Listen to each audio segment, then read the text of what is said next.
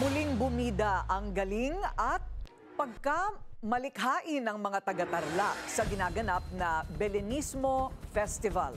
Yan ang agenda report ni Pierre Pastor mula sa tinaguriang Belen Capital ng bansa. Pierre? Yes, Karina, mula 2007 pa ito, 18th year na ng Belenismo Festival, kung saan pagandahan ang presentasyon ng Belen sa bawat bayan ng Tarlac o sa iba't ibang lugar dito sa Tarlac.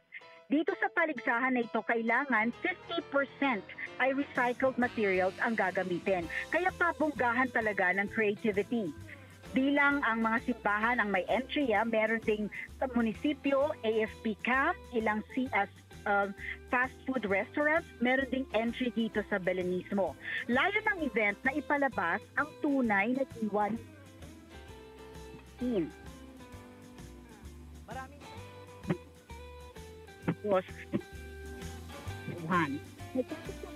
dahil nakilala na sila sa buong mundo dahil dito sa kanilang Belenismo Festival. Sa Catholic faith, may panalangin sa harap ng Belen.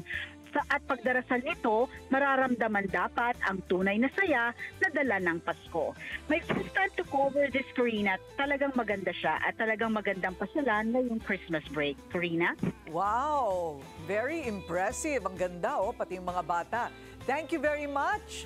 Maraming salamat, Pierre Pastor. Nag-uulat ng live mula sa Tarlac. Manatiling nakatutok sa Bilyonaryo News Channel. Sumubaybay sa aming social media accounts at mag-subscribe sa aming YouTube channel para sa mga bago at eksklusibong balita.